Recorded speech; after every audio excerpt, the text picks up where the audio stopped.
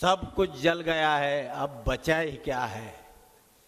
सब कुछ जल गया है, अब बचा ही क्या है। पवार साहब आप है तो जला ही क्या है, जला ही क्या है। या 84 वर्षाच्या योद्ध्यासाठी आपण सर्वांनी पहिल्यांदा हात वर करायचे आहेत। आदरणीय शरदचंद्रजी पवार साहेबांचा, आदरणीय शरदचंद्रजी पवार साहेबांचा।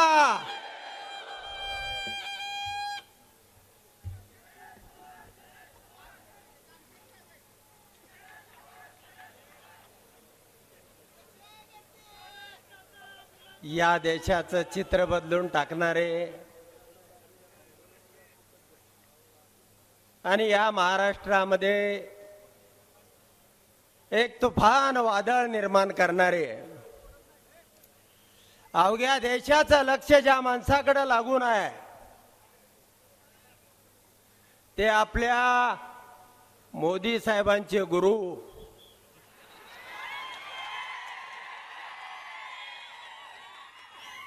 कारण मोदी साहेबांनी गुरुच्या नंतर सभा करायची नसते आणि म्हणून ते अगोदरच या ठिकाणी सभा करून गेलेले आहेत। असे आपले शरदचंद्रजी पवार साहेब अजात शत्रू व्यक्तिमत्व माननीय विजयदादा,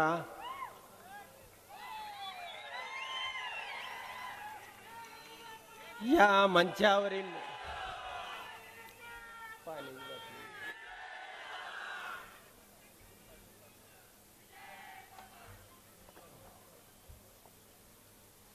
या मंचावर आपला मुलगा सोडून गेलेला असताना सुद्धा वडिलांना मुलाप्रमाणे आधार दिला ते आपले प्रदेशाध्यक्ष जयंतरावजी पाटील साहेब,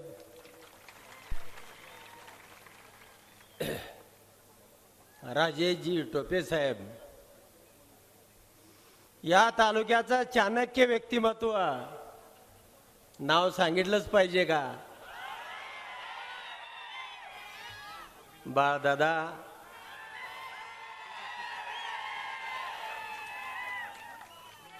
आमच्या आपल्या तालुक्यातील ज्येष्ठ नेते माजी आमदार आदरणीय रुपनवरप्पा, सांगोल्याचं एक उमलत नेतृत्व माननीय डॉक्टर बाबासाहेबजी देशमुख, आपले प्रदेशाध्यक्ष महबूबजी आणि बरीच मंडळी मंचावरती आहेत, नावं राहण्याची शक्यता आहेत। माझे मित्र बाळासाहेब दांजे साठे सरांसह सगळेच विविध जिल्ह्याच्या भागातून आलेले सर्व सन्माननीय माझ्या तरुण मित्रांनो आणि मोठ्या संख्येने उपस्थित असलेल्या माझ्या भगिनींनो, निश्चितपणानं तुमचा जोश आणि जोर वाढलेला आहे। याला कारणही तसंच आहे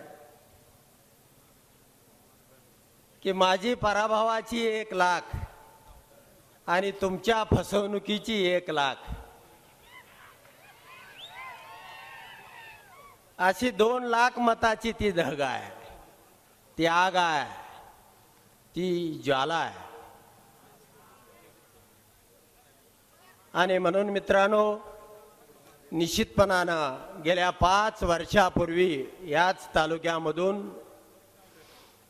हा पुरोगामी माडा मी आणि मोहिते पाटील दोघांनी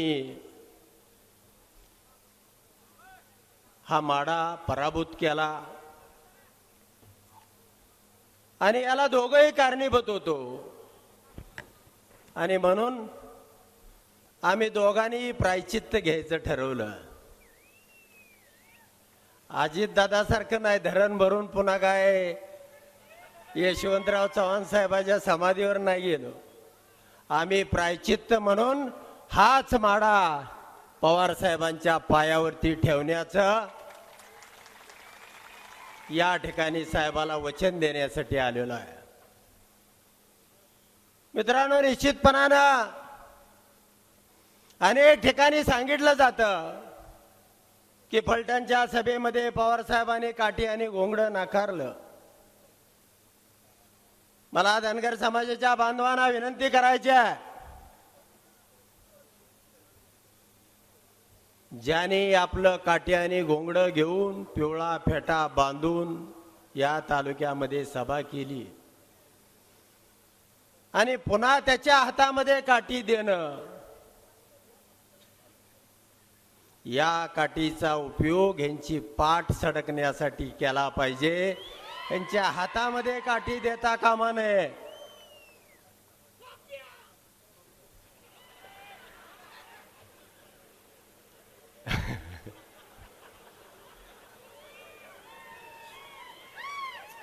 बारामतीमध्ये महादेवराव जानकर आमचे मित्रच आहेत, त्यांच्यावरती काही मी टीका करणार नाही. माझे थोरले बंधू आहेत, पण त्यांनी सांगितलं हा जात बदलणारा माणूस आहे. आरक्षणाची फसवणूक करणारे,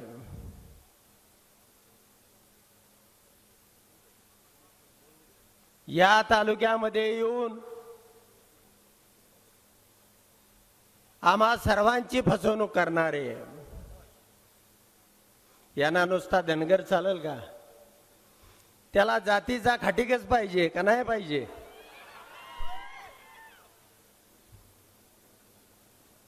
आणि म्हणून मित्रांनो,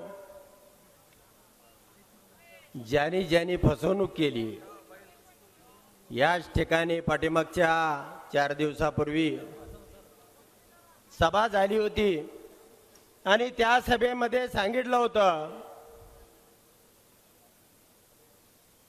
किंवा सांगणं अपेक्षित होतं, या तालुक्यासाठी काय दिलं. याच तालुक्यासाठी स्पेशल मोदीजींनी सभा घेतली होती. या तालुक्यामध्ये विकासाचा पूर आला, या तालुक्याला हे दिलं किंवा उत्तमराव जानकरांना हत्ती दिला, हे सांगितलं नाही. चिचुका दिला असता तरी ते तरी सांगायला पाहिजे होतं. त्यांनी काय सांगितलं? तुम्ही अकलूजकर मंडळी सगळी सभा ऐकली असेल. बायका जशा बोटं मोडतात का नाही, त्या उत्तमराव जानकराचं वजं वाटोळं होईल. देव काय ते सत्यानाश होईल. विठ्ठल त्याचा सत्यानाश करेल. बरोबर आहे का मित्रांनो? विठ्ठल आमची काळजी घेईल, आमच्या पाठीमागं उभा राहील. तोही आमचा देव आहे. आमचा बिरोबा असेल, भंडोबा असेल, आमचा महादेव असेल, हेही आमचे देवच आहेत. तुमच्या पक्षामध्ये आला की लगेच राम, आणि पक्ष सोडला की तो दहशतवादी, ती गुंडगिरी, तो लगेच दाऊद इब्राहिम होतो. सत्तेवरती येताना तुम्ही लाखो लोक असे घोटाळेबाज आहेत. ह्या सगळ्यांचा पैसा आणायचा आहे आणि गोरगरिबाला वाटायचा आहे. आपल्या राज्यात एक माणूस गावला 77,000 कोटीचा घोटाळा करणार. आदल्या दिवशी कावळा होता, सगळ्या महाराष्ट्राला लावून लावून उरलेला चुना त्या कावळ्याला लावला आणि त्याचा बगळा केला. पांढरा शुभ्र बगळा आता मतदारूपी मासे हुडकतोय.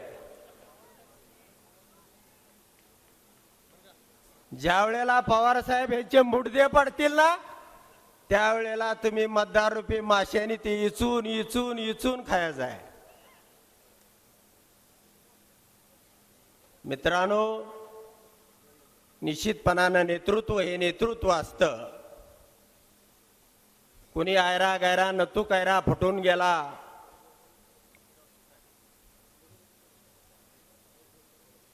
म्हणून नेतृत्व कधी विजत नाही. मला वाटतं सत्तेपेक्षा पवार साहेबांना ही लढण्याची जिद्द, विरोधी पक्षामध्ये राहून ह्या सर्वसामान्य माणसाचं दुःख, त्यांना सत्तेमध्ये मजा येत नाही. गेले 5 वर्षापूर्वी 50 माणसं फुटली होती.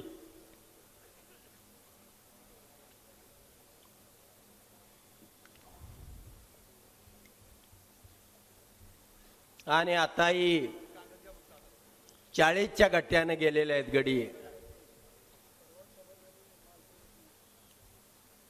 मित्रांनो, एवढी दहशत मी माझ्या आयुष्यात पाहिली नाही. आणि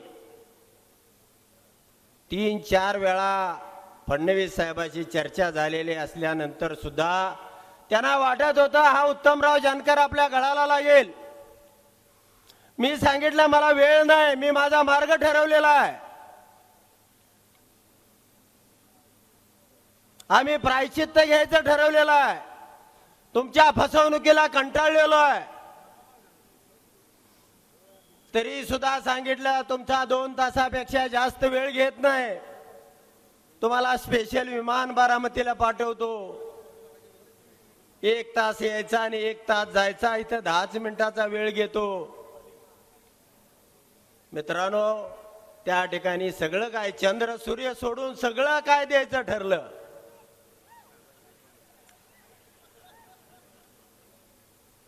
काय राखलं नाही. अगदी गडकरी, नितीन, अमित शहा पर्यंत नेऊन पक्का शब्द देतो आमच्यावरती विश्वास नाही. पण मित्रांनो, मी मित्राला दिलेला शब्द पाळतो. शत्रूला सुद्धा दिलेला शब्द पाळणारा हा उत्तम जानकर आहे. त्याच विमानातनं उडी टाकली. हात मोडेल, पाय मोडेल याची चिंता केली नाही.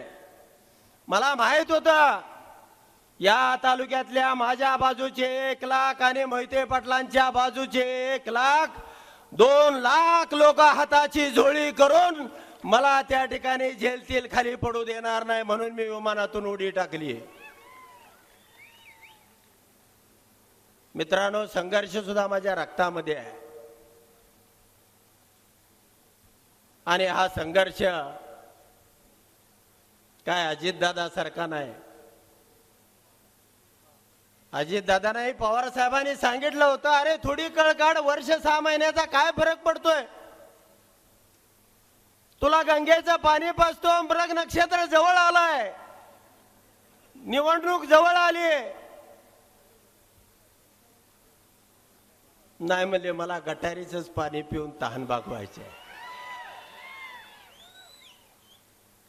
आता ज्याला गटारीचं पाणी प्यायचं आहे त्याला साहेबानं काय करावं.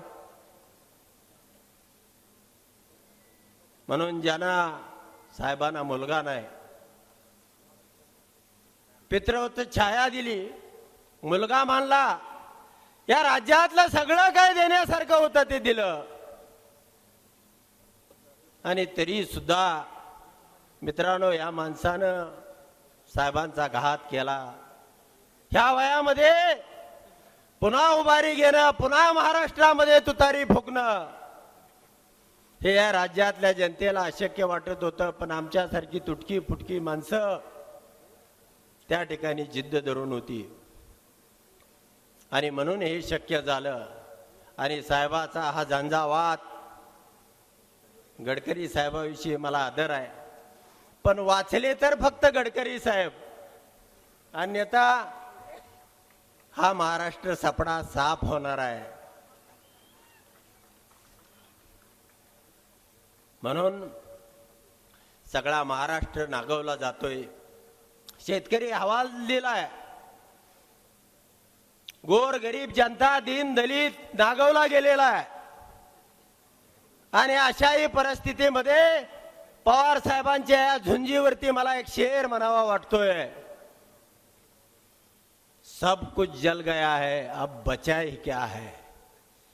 सब कुछ जल गया है, अब बचा ही क्या है. पवार साहब आप है तो जला ही क्या है, जला ही क्या है. धन्यवाद मित्रांनो, थँक्यू. एबीपी माझा, उघडा डोळे बघा नीट.